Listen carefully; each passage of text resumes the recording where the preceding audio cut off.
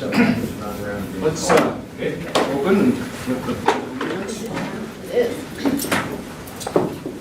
Pledge allegiance To the flag of the United States of America and to the republic for which it stands, one nation, under God, indivisible, with liberty and justice for all. That's the old military stuff. Those are the Boy Scouts. That's Boy Scouts, that's right. Okay. Public comment. No public comment? Okay. Approval of the consent agenda. Has everybody had a chance to look at the minutes? And we have the April calendar for check signing. Okay. Oh. You want a motion? Yeah, I kind of like that motion. So moved. Second. Okay, been moved and seconded to approve the consent agenda as presented. All those in favor? Aye. Okay, passes unanimously. Which leads us directly to Cheryl. Moving rather quickly. Right there, up there. Yeah. I made it a lot The bigger. words than I are wanted little, it, but the boxes are big. Sorry. We're helping the older people. Yes, but I'm not that old and I'm having major issues seeing today. There we go. All right. Okay. So we had a big month in January. We had 358 patients in the hospital. We were very busy in the emergency room and on the floor and acute and really in surgery as well. This represents a 12% increase over our current monthly average of 316 patients. So that's awesome. We were also extremely busy in our ancillary services, lab, radiology, and rehab. They are up year over year, almost 9 and 9%. So they had a big month as well. Home health is down a little bit so far this year, somewhat unpredictable. Health clinic is about static, and Alturas is growing their patients, which is great. Our gross monthly charges for the month of January, all the way up here, we had a new record month of $3.89 million. Gross charges. Collections on our accounts receivable is here. We did have a good month. It was 2.33 million. Right now we're running at an average of 1.8 million. So this was a good month, but this is, a lot closer to where we need to be. All right, and so this is our days in accounts receivable. As of now, we are at 90 days in accounts. As of March, is it? As of today? Oh, yeah, I'm sorry, I did put March. So as of today, not the end of the month, hopefully it'll be even lower, but as of today at 90. Yeah, Okay. I've been running that out of the system. I wasn't able to get deposits for February yet, but I did run this for March, like yesterday. So as I am looking at AR and the problems facing it, first of all, I'd like to say Susan Campbell, soon to be, or now Pointier. Did I say that right? Close enough. It's hard to say. Okay, so Susan is our new revenue cycle manager. She has been managing the clinic, and she's decided to come over and tackle this rather large problem, so I'm very excited and happy about that. She isn't going to actually start for a couple of weeks because she needs to transition out of her role in the clinic. Maybe have a going away for marriage? No, probably not.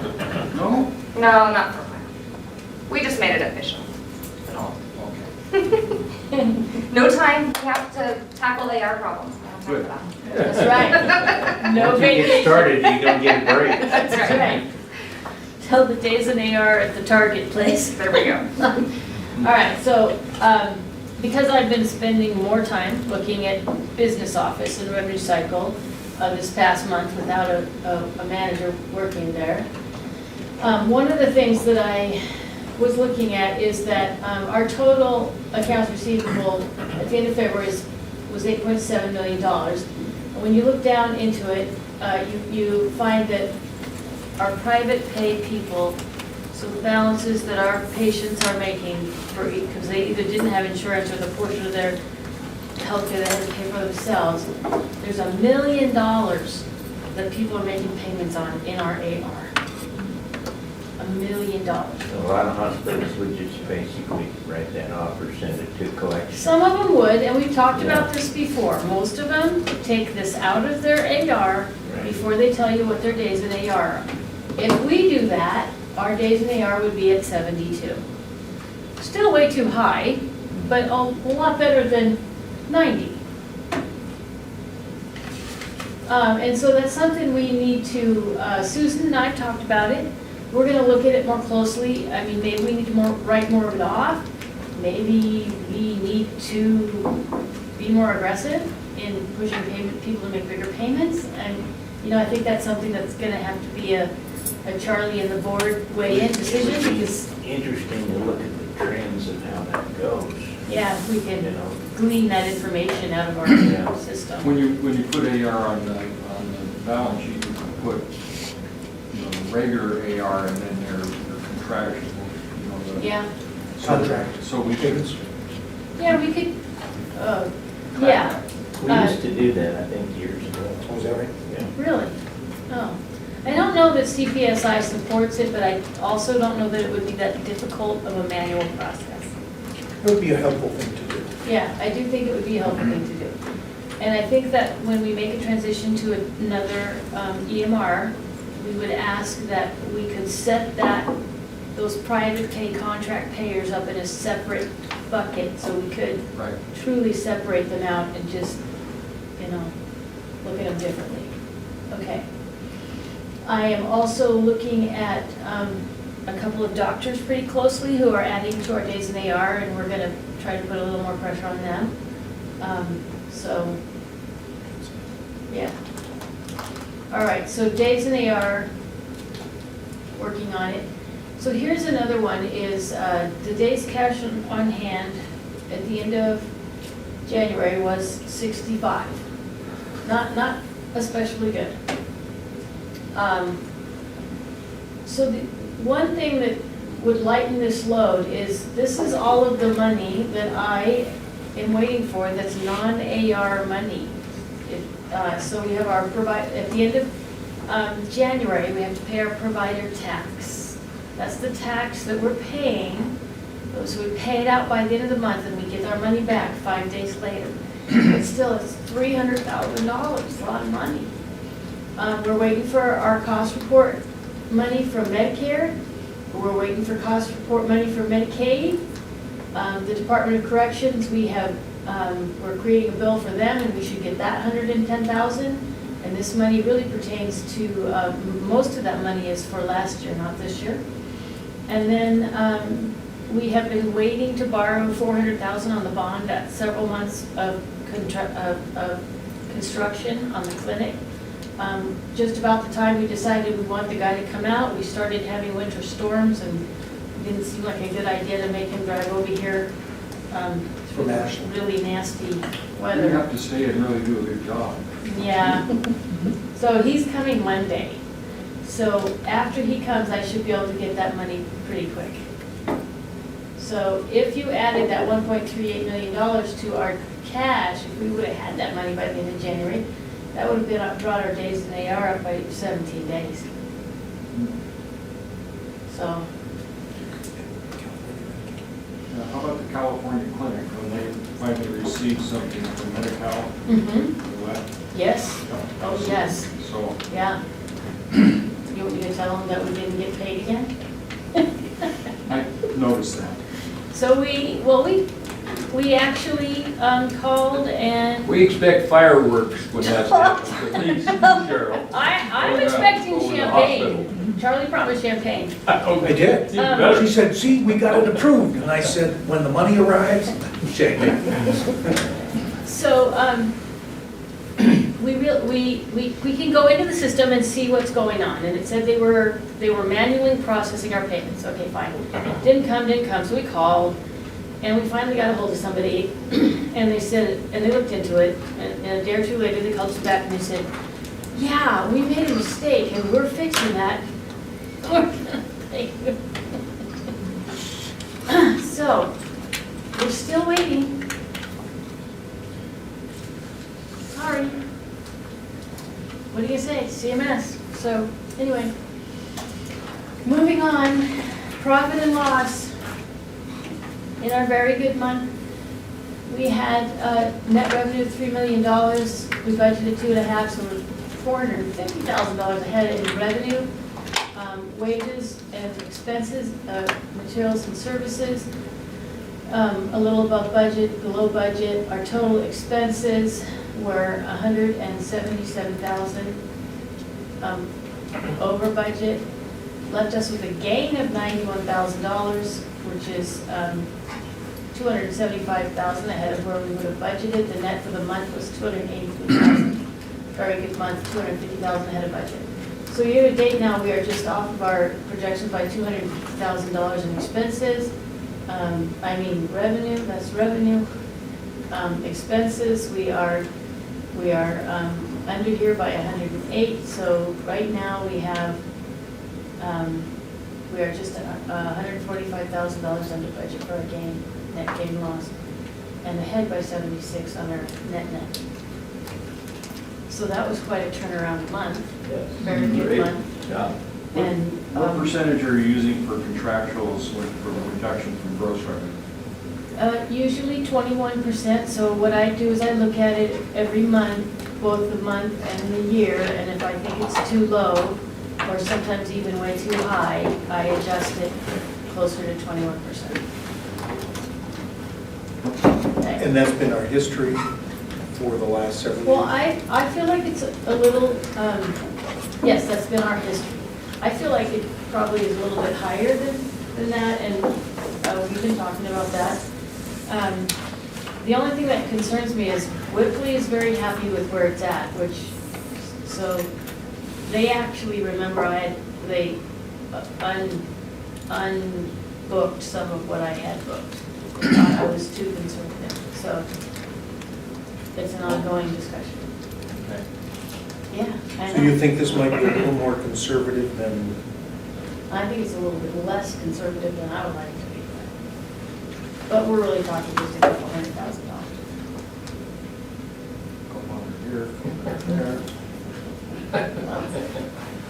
Yeah. Okay. Balance sheet, really, there was no significant changes. Normal natural changes with cash and AR, but nothing big. Okay, so that is that for the hospital. Do you have any questions on that? Okay. So I introduced Susan. We did have to update our financial services assistant guidelines, policies. The federal guidelines changed, and so we just changed this part of our policy to reflect the federal guidelines. And they have to vote on it? They have to Approve it. Approve it, yeah, so it's signed off on by the board. The only thing, we did this back in July when the guidelines changed, and then they changed again in January, so. To comply. I have so moved that the changes be approved. Second. Been moved and seconded to approve the financial assistance policy as presented. All those in favor? Aye. And to clarify, we are more generous than that federal table, but we need to have that table in our policy to make it, so that we can follow the aspects of the Oregon Association of Hospitals and Systems. Okay, huh?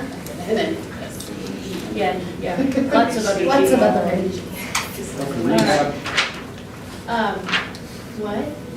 Oh yeah, we can talk about that. do we want to do the budget assumptions? I was gonna do the budget assumptions, but we can do rehab first if you want. I don't see the budget assumptions on. I know, we forgot to put it on that. That was my fault, totally my fault, but we have to, I sent them to you. We got them. I Okay, got them. sorry. Okay, let's do rehab and then we'll do budget. Okay. So, if I can speak to that, at the last joint conference committee meeting that we had, we heard the presentation by our speech therapist and Amron, talking about the need to be able to do the swallow studies for patients that are strokes or other kinds of speech-related issues. At that time, what they talked about is the need to have a portable piece of equipment. But that cost is in the ballpark of $50,000. We did not budget for that and didn't think it was prudent for us to purchase it. What we do think is prudent is to buy a system that allows us to use it in our endoscopy suite. So this is an attachment 2. It's less expensive. Mean taking the patient into the operating area, have the procedure done, and then get the adequate information that helps in the diagnosis and treatment for, not diagnosis, but treatment for stroke and for other airway issues that involve speech. So a recommendation is to purchase this scope, the $8,400, and then we will be budgeting to look at in the future more expensive portable unit. Part of the reason for that portable unit is we are looking to expand in California also, so that we can deliver service here as well as in our tourist fund. But we think that the number of patients that are having strokes, number one, we're taking more patients like that, we're treating more of that, and our speech therapists are very busy. So this will really help to ramp up that service, which is How long before you'd be budgeting for the portable? we would budget for next year, starting July. I don't think we would purchase it in July, but next year, we haven't gone through that process yet. So when you purchase that one, what happens with this one? It's possible that we might have the need for 2 patients at the same time, so we can accommodate that. It might not get used as much, but it might be used for other types of patients that it continues to be a valuable service. It's hard to tell. In other words, the portable is all self-contained, and this is a separate unit that's not, wouldn't be used on the portable. Correct. It would continue to be used in the operating theater. And for some patients, that's more anxious. It creates more anxiety to go into that room than they do in the patient room or in a non-threatening. And if it's not used much, we can put it on eBay. Yeah. That's true. Believe it or not, lots and lots of equipment is now being sold on eBay. Yeah. Medical, all different kinds. And it's a really good way for people to make sure that you're getting fair pricing. And these are typically sold by vendors that sell used equipment, and they track it in just a better distribution system. I would move that we accept the 8,400 scope price. A second. Any discussion? Okay, moved and seconded to accept the 8,400 endoscope for rhino. Rhinolaryngology. Yeah. One of those, That one. Hard to say. Rhinolaryngology is hard to, that's why they have special people that can say that Yeah, fast. you go to school for that. Okay. All those in favor? Aye. Passes unanimously. This was not a budgeted item. That's the reason we're bringing it here. Otherwise, we would not have done it. Thank you. Okay, budget assumptions. Budget assumptions. So Jody Randall is here to discuss budget assumptions. Jody and I and Charlie have discussed these at great length, just so you know. Go ahead. All right. mostly on the background, so we won't go over that. But the revenue, we're planning on increasing our charge master by 5%, and that should only affect the 30% of our commercial business. Most of everything is the same as last year there. Some revenue enhancements and cost centers. Plan on making some expansions of services in the wellness center. What does that mean? Adding, We got a $100,000 grant to allow us to provide therapy with children, where the therapist talks to behind a wall with a one-way mirror, and the parent and the child are interacting, so that the child learns from the parent with coaching, because the parent has a hearing in their ear, so the therapist can talk to them. And the bonding with the child is with the parent, not with the therapist. So that's an additional service that we would be adding. We would also be adding, we've hired a psychiatric nurse practitioner. She'll be starting, was going to be in April, now it looks more like the beginning of June. Some issues came up. That will be adding more service than what we currently have. So a variety of things like that. Do we have room for that over there at the Army building? No, it actually will take place in the clinic here. Oh, in the clinic here, okay. Okay. The child part will be in the Mary's building. The psychiatric nurse practitioner will be here at the Roanoke Park. So help me with this then, Charlie, when we talk about that and we're adding in staff, it says, but I don't see that under the FTE. Am I missing something? We anticipated that she would be here this year. Okay. And we started out having a contracted psychiatric nurse practitioner, and then that fell apart, and then we were looking for one that. So is that how we budgeted the? Yes, these are for new ones for next year, and we had the nurse practitioner in this year's budget. We didn't actually, we thought we would fill it starting in April, so that it would be April, May, June, at least 3 months worth of that cost, but also that revenue.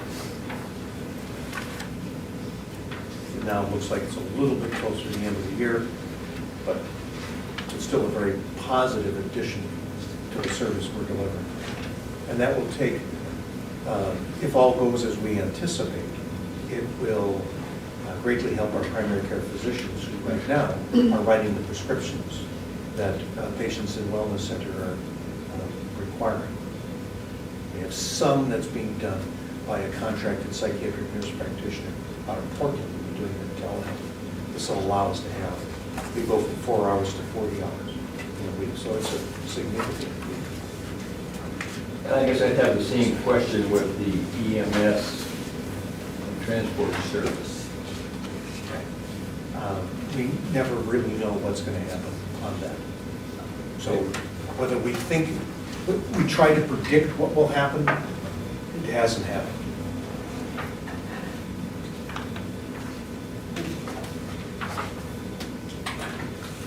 It's difficult to try and crystal ball this clearly, not knowing exactly how that will change. I was just trying to match up the FTE with some of the services that you say you want to include in next year's budget. So that's where I would find it out. Yep. Are you going to talk about the EMS building? I will. Okay. Okay. We also plan on some expansion with the swing bread program and cardiac rehab services that we didn't really get going this year. Hopefully we go next year. We're going to attempt to complete the hiring of the orthopedic full-time surgeon. We'll do pulmonary function testing. We'll have a new EHR system implementing next year, which will add more costs to that portion of our budgets. There's plans to have nurses, our mental health professionals in our schools. and Will that just be in the Lakeview district? Lake County. That includes Christmas Valley, Mayville. Because we Through have the staff up ES, there. you're There's talking staff up there. ESD district then instead of District 7?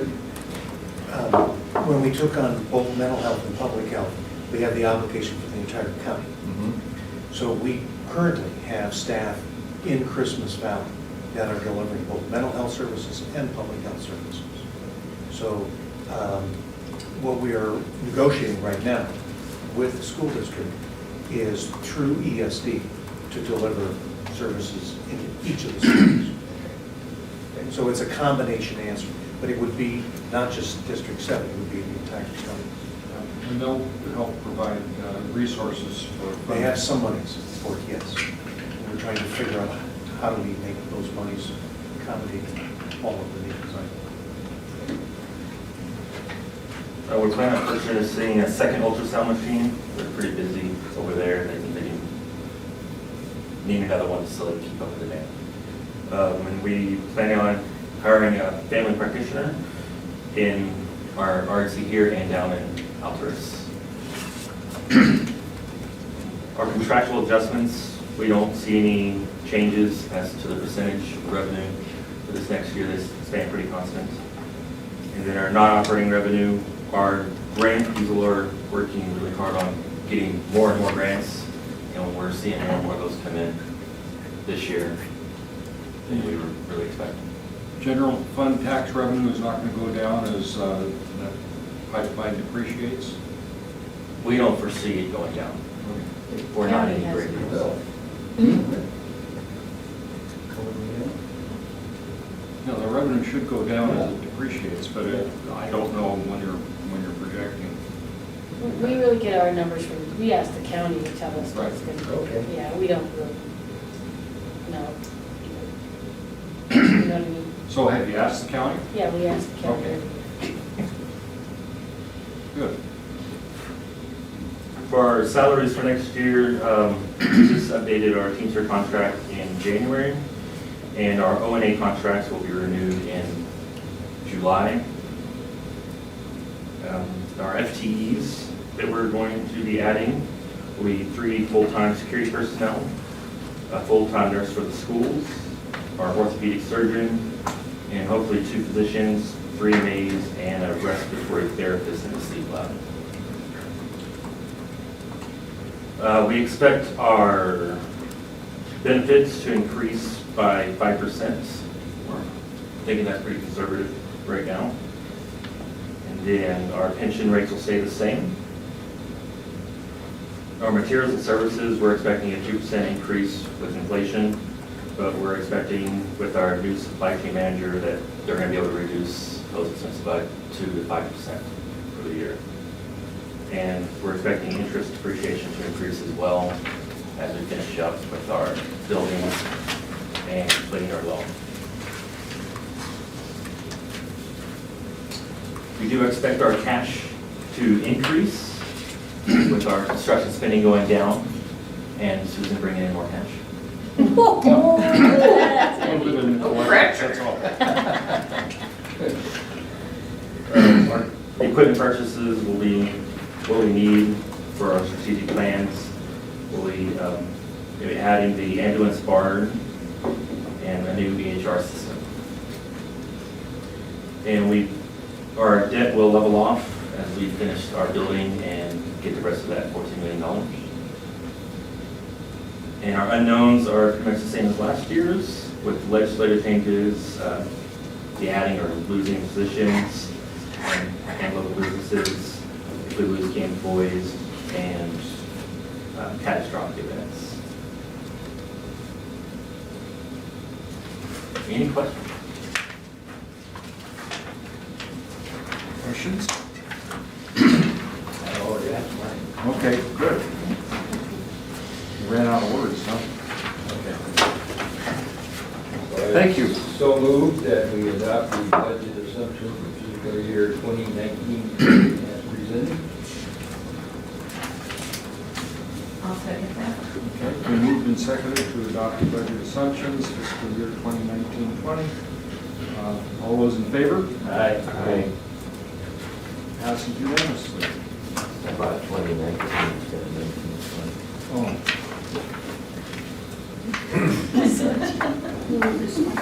it says 19-20. Oh, okay. Oh.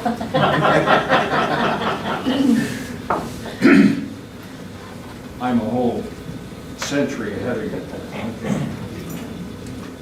God. Moving on, Goose Lake Medical Services. Okay. So for the month of January, we had 461 patient days in long-term care and 310 patient days in assisted living. So you see, this is kind of declined year over year, and obviously this is growing because it didn't exist in the previous year. Can you break that down to number of patients in each? Yeah, this is about 17, and we're running about, so we're 16, 17 in long-term care right now, and this is 11, 12. We are at 12 in assisted living now. It's 12. Maxed out. Yeah. Okay. And Larry, do we have a waiting list? Yes, we have 4 people on a waiting list, and then I was notified yesterday that Ryan Davidson has about 3 or 4 people needing assisted living services right now, so we're looking at 7 or 8 total. Squeeze them in the long-term I care. know, that would be nice. Yeah. Patients' conditions change. While you can't predict when that occurs, we're not going to make a change. The ALF's revenue has been steadily increasing to the about 3840 mark, and we've been seeing some decreases, and we're a little low on patients here right now. So, Elections were down quite a bit. yeah. The revenue, the total revenue, is down here, but it's increasing here, between the ALF and the SNF. Net revenue was 182. Contract labor was higher than the previous month, but not nearly as high as it's been, so a little bit better. Supply spending wasn't too bad. We lost $116,000 in the month. We're at $938 on the year. In the 7th month of the year, so that's $512 more than we were last year at this time, but I would say that this number, ideally would stick around 85,000 to be at the loss we expected. So at least we're approaching a monthly number that seems closer to what we need it to be.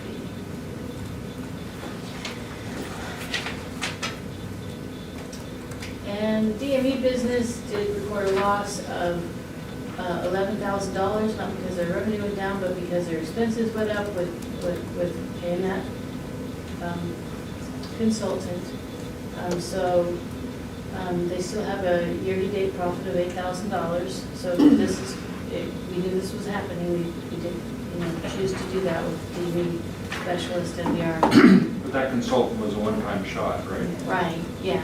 But the bills kind of came over a few months, so Yeah. it didn't, which is good, they didn't come all at once, but, right. And then, but the next What was thing, the total cost of that consultant? I believe it was $25,000. So the next thing that we must do, which is going to be another kind of expense, is to replace the software that we're using. DME Works is not doing a good job at all. So, and they're a billing service, so they take a portion of what they manage to collect, so that's good. But there still is going to be some additional costs as we switch to another billing company or DME software company. But I really feel like in a few months, it will have a very positive impact on our accounting and our billing and our collections. So we have to do this. We don't have a good DME software company. Is there another one identified? Yes, yeah, And it's a transition to a different software. yeah. That was one of the things that the advisor came in with as suggestions for how to make this a much stronger business. And we're following the directions and the suggestions made by the consultant. Could you talk about location at all, or any other, Absolutely. what we're carrying? And there's lots of suggestions on things we should carry that we are, and suggestions on things that we don't need to carry, that we currently are. And the location, we certainly don't need to be in a storefront. That is, without a doubt, an opportunity for us. And we're evaluating what would be a good location for us. Because there, we can find less expensive or more user-friendly. And it doesn't need to be storefront. We chose storefront for a purpose. But he's saying now that you've established yourselves in business, now we're making you better, not just getting started. And you don't need to have the storefront location. Have you got just one employee now, or you got two? No, we have three. Three. Because you have to have somebody answering the phone and minding. You have to have somebody able to go and deliver, and sometimes you need two people to do it. So it's a combination. We just recently hired someone to help with ensuring the billing is done, loaded into the system correctly, and do a lot of telephone work, authorizations, there's a lot of things that we do. So we've had a little bit of changes in staff and how things are working. But Brian's doing a really good job. So, Other questions?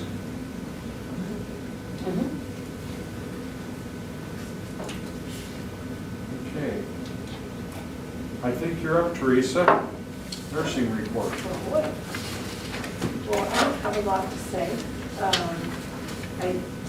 I can say that we did hire a sleep tech for the sleep lab, so we're waiting for him to complete his schooling and move here. So it's maybe 2 months before we actually get to start using him full-time. That'll make a big difference in our backlog because we're several months backlogged in sleep lab. So that's And can I add that it'll make a really good dent in our D&E business too? Yeah. improvement. Improvement, sorry, that wasn't the right word. Each patient that needs to be fitted with CPAP mask for their sleep apnea then is seen back again in the sleep lab, and that DME product comes from our DME, so that's also helpful. We do have 3 KCC students and 1 student from OHSU at OIT currently doing their clinicals on the floor with Carly. So Great. it's time for a new year, and that's going quite well. We did have our hold room review from the state, and they found a few small issues, but we will be recertified, lucky us, for another couple of years. So, and I guess on that note, I guess as a matter of interest, we've certainly seen an increase in the number of patients lately that have been intoxicated with illicit drugs and even newer drugs that we've not seen before. So we've had some really difficult events in our hold room. So just kind of as an FYI, that's a change in our community that we're seeing. Are you finding that one hold room is enough? Well, I hate to say that, but no. I think there's more often than used to be, we have 2 patients, and we can only put 1 in the room, so we have to decide which one goes in the room and which one we put in a regular room. So, I mean, the state allows us to make that determination, but sometimes it's difficult. So, I hope this trend doesn't continue, but it's been rough lately. And law enforcement has been remarkably good about helping us, so. And that's really all I have. Thank you, Teresa. Any other questions? No? Moving on, medical staff privilege meetings. I'm the radiologist from Cora. Since Dr. Hussey is not here, I assume Mr. Quaid is going to take the duty. I will. I think we sent to you information about the original appointments for the 2 radiologists as consulting medical staff, Dr. Mann and Dr. Kidder. And then there'll be appointment for Gabe Garten, our CRNA. The medical staff has approved these applications, and they recommend that you also approve. I'll make the motion to do that. Second. Been moved and seconded to approve the medical staff privileging. All those in favor? Aye. Okay. The medical staff thanks you. And I thank you. Now, So, anybody under anesthetics, thanks you. Okay. or somebody that wants to be put in the instead. Well, no, we don't want visiting Teresa. Okay. Employee recognition. Always a great time to talk about how marvelous staff we have. This is an individual that joined us a couple of years ago and has just been ball fire in working on the portion of our business that is a hospital we have not really had to think about a lot.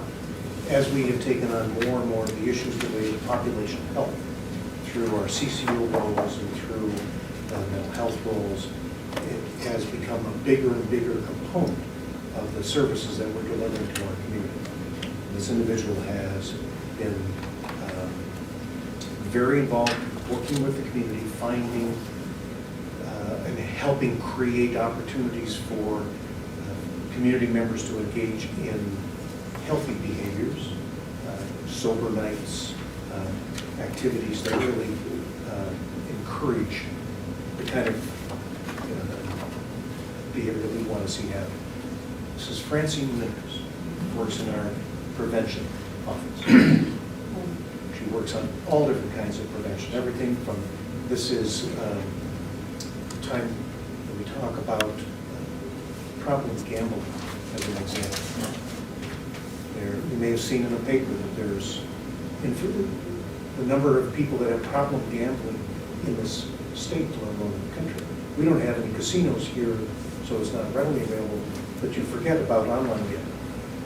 And you forget about all the other things that people are engaging in that are ragers and then become addicted to wagering. So it's those kinds of things that she's actively very good at. So, Francine. Good. Thank you, Charlie. Okay, next item, the CEO report. Oh, yeah. As well. Go ahead. So, on that, we'll start off with some positive and some things that are challenging. On a positive note, we just recently, as part of our discussions with our radiology group, we've been reassessing how well they are delivering services. And that really was brought about by a trauma survey that we had a couple of months ago, where they identified some issues that were of concern. And one of them, the issues they brought up, was that it didn't appear that our radiology group was reading the x-rays fast enough. There was a delay. So we approached that group, talked to them about how that could be addressed. They gave us some information that frankly proves that they read our films as fast as they read all the other films, so we're not isolated. There were some times late at nights that films or tests are not being, use the term film, it's all digital, so bear with me when I say film. And so the radiology group is working on trying to help make that process work faster. One of the things we identified is that the speed with which we upload the information, you may get a CT scan that has 3,000 images, but it takes a while to send them. Our LS Networks, who is the company that provides us with our broadband service, just recently upped our specific service for our PAC service from 50 megabits to 100 megabits. So the doubled the speed, and that went into effect this week. So we're looking to see how much quicker that allows us to upload the films or the images to the radiology group that determines who gets to read it, gets that information back to our physician. So this is a really great benefit for our community. It wasn't that long ago, you may recall, that we were working on 3 T1s to send our images, and our speeds were not quite dial-up, but it wasn't the speed that we're accustomed to now. So that's a great advantage. I've sent you, or provided to you, some information about the CEO and board member conference in Seattle. This is in part put on by the Washington Hospital Association in partnership with the Oregon Hospital Association. Washington has been renowned for their work on safety. You may recall, I have been attending the Safety Academy along with 25 other CEOs from both Washington and Oregon. I think there's about 5 or 6 of us from Oregon that are participating in this. It is 2 one-day, it's a one-day conference held twice. So if any of you are interested in going, it's not easy to get there and get back. I mean, it's a day of travel either way. But a lot of this is on the, this predominantly is on the opioid program and the opioid impact it's having in the United States. So that's a big safety issue. I just wanted you to have this if you're interested in this. Don, I'm sure since it's not within, or it is within the tax period, you'd probably be the first to jump on it and say, oh, it's me. But Oh, it's after. oh, is it after taxes? After tax season, April 29th. Oh, well, then. Anyway, should any of you be interested, please let us know and we'll start making arrangements for that. You see the letter from Andy Davidson, who was the chair or the president of the Oregon Hospital Association recommended. So I just wanted you to be aware of that. You asked Chuck earlier about the EMS bill, and if you recall, back in November, you agreed to a budget that Detroit gave us as a rough estimate of what the cost would be. Our task was to come up with a design that would meet with our, within that budget, have the design brought to you for, and once the design was created, we'd get from the contractor a fixed price. We don't have the plans yet. We have met with the ambulance group multiple times.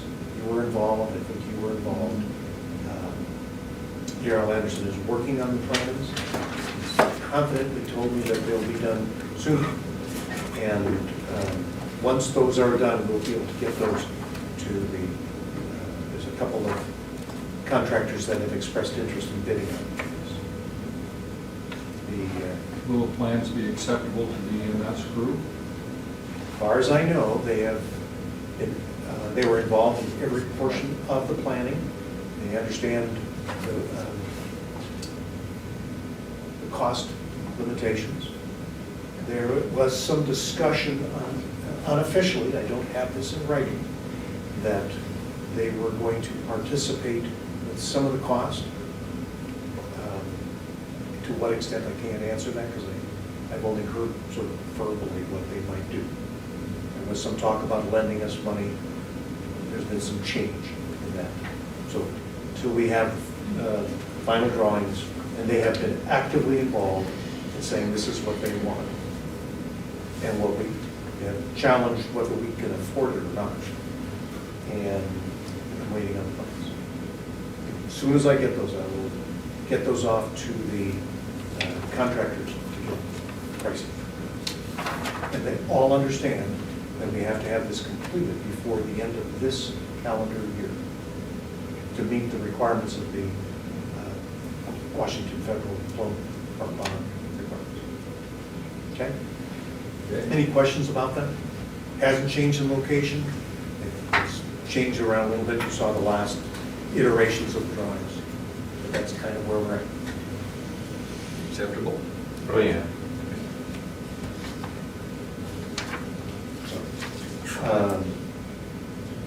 To that end, we still have some issues that are coming up with both the gardens as well as the clinics. The latest in the clinics, we've started having trouble with heat. We couldn't modulate heating equipment. So we had the gathering of the geothermal engineers, the contractors, the plumbers, all sorts of people came and looked at it and came up with a plan. Cost is about $25,000 to add different pumps, different valves, and different monitoring portions of the valve system. So right now, we can, by computer, set the temperatures and set the valves as they're open for the geothermal heat, as the water is coming through and the flow. It's fairly complex. I'm not quite sure whether that's going to come up out of our contingency dollars or out of design errors and omissions. So we're working on that issue. But I had to agree to that. We're also going to have to change the front door. Design the front door to be 36 inches, except our bariatric wheelchairs are 35 inches in width. You need a 42-inch door. Just push them out, don't let them wheel out.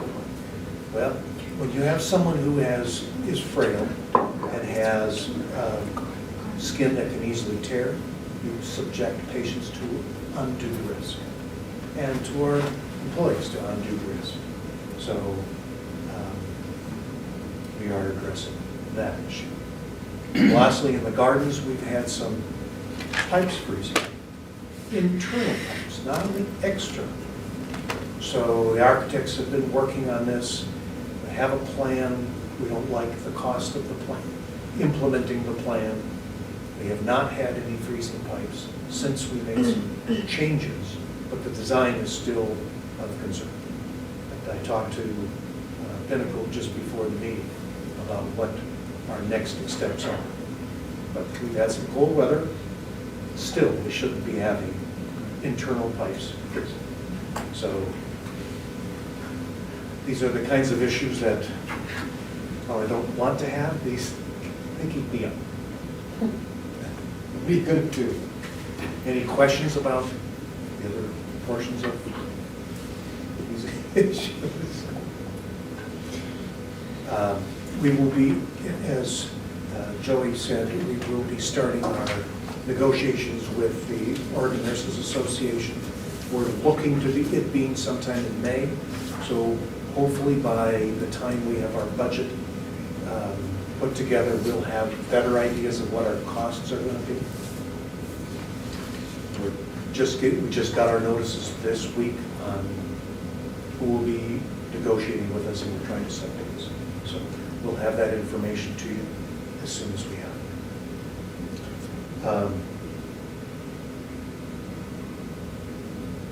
it. Teresa talked a little bit about the school nursing and how that, not school nursing, the KCC arrangements, that's really progressing better. The school nursing that we talked a little bit about through ESD, we're in negotiations, in discussions, trying to figure out how best we can make that work. So it isn't, we're not calling it school nurse, or they're not school nurses because there's actually a designation to be a school nurse, certification, whatnot. It'll be nurses in the school. And we hope to have, I know it sounds semantics, but it matters for people that are school nurses. And to also have therapists available.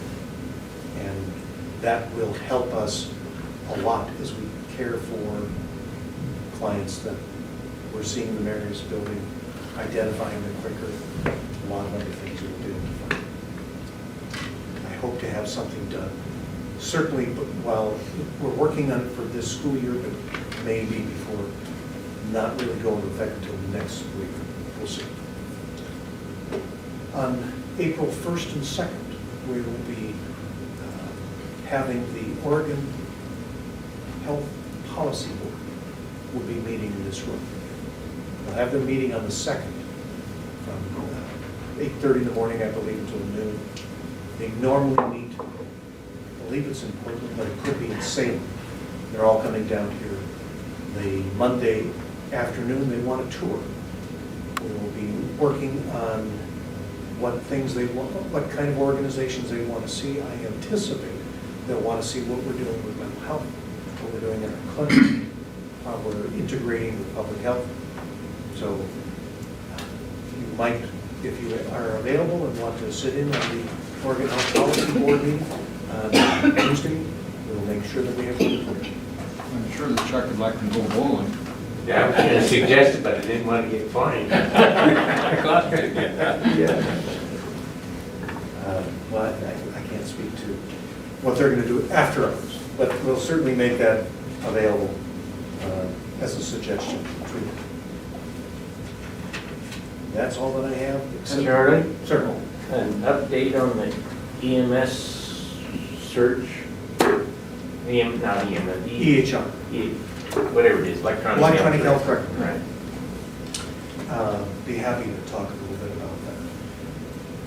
We just recently got an updated offer from Cerner, and Cheryl and I are looking through that. There is a very active core group of staff members that have been looking at all of the options that we have for an EHR. We've pretty much narrowed it down to 3 possible options. Continuing with CPSI and adding, well, let me back up. Principles of our purpose in considering a different electronic health record is twofold. Number one, to make ourselves better. As an organization, as an enterprise, have a more fluid transfer of information, make Cheryl and the auditor's life much easier. They can look at all of our financial information in one system. And then we provide our physicians with good information, whether the patient's in the clinic, in the hospital, emergency room, in long-term care, wherever they're located. So that's core number one. Second is how do we communicate better with organizations outside of us. So we've looked at that as our core purpose. So the 3 options that we think make most sense for us is one, to expand our service with CPSI and bring that into the clinic, remove ourselves from e-clinical, use them more robustly. Secondly is to look at Cerner. Cerner is, and then the third would be an Epic product. We can get Cerner independently. Epic we cannot.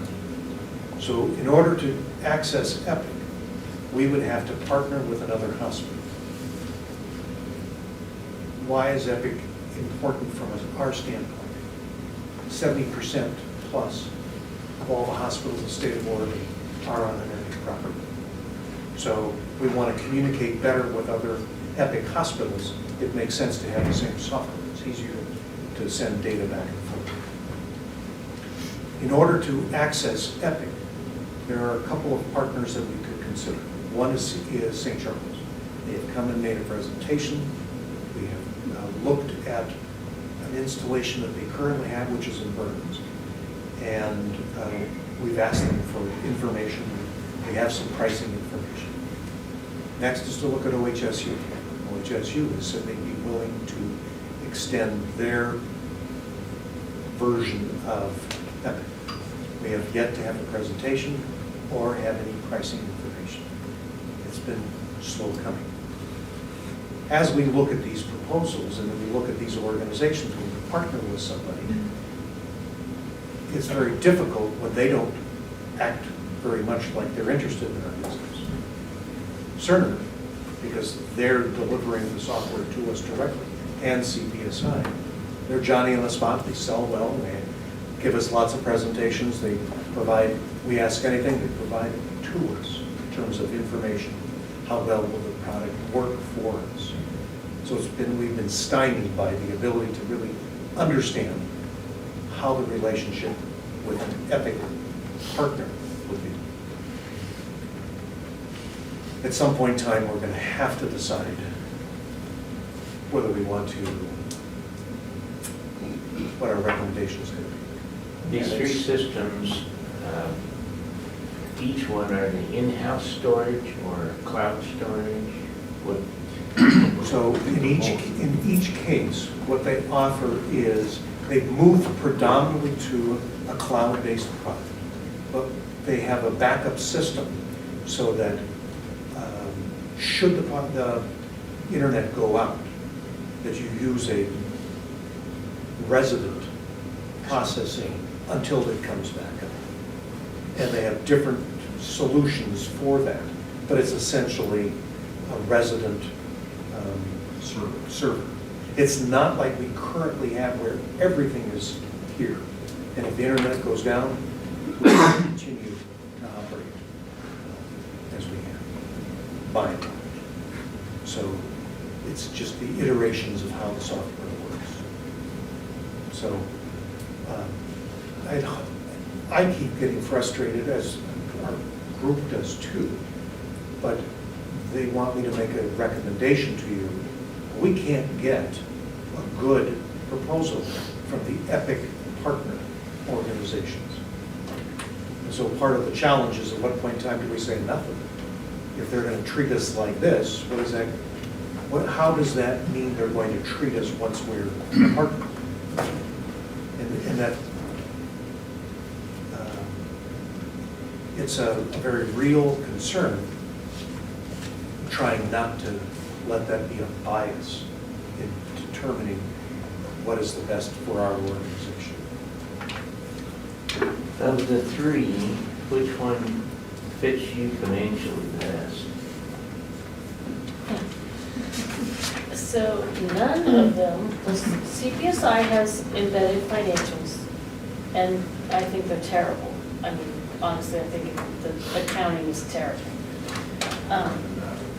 And Cerner and Epic, you have to go outside. They don't have a GL system within either one of those. So you have to go to an outside vendor. And I've looked at several possibilities for both Cerner and Epic. And honestly, I can't really find anything I don't like. I mean, it's so much better than what we have now.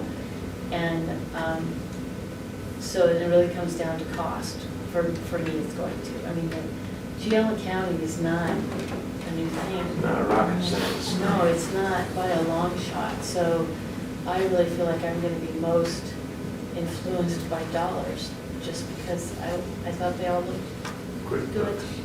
So, Well, maybe not that far back. so as we look at the two other products other than CPSI, they partner with some GL and payroll systems. One of the challenges is we look at the Epic partner, St. Charles. St. Charles chose one GL and payroll system, and the system that is at Burns, they chose a different GL and payroll system. So they're not exactly the same. One is because St. Charles system is the Cadillac version, and Burns is not quite the Yugo, but it's not quite as robust, less expensive. And so when you try to compare apples to apples, it changes a lot. So that's part of this, a lot of moving parts to make a recommendation what is in our best interest. And which system fits the clinics the best? Well, there's several answers to that. Number one, the staff, they have ones that they really like. And and I don't want to bias your opinions, so I'm not going to say, but they're not the only ones that use the system. The physicians have to be the ones that use it also.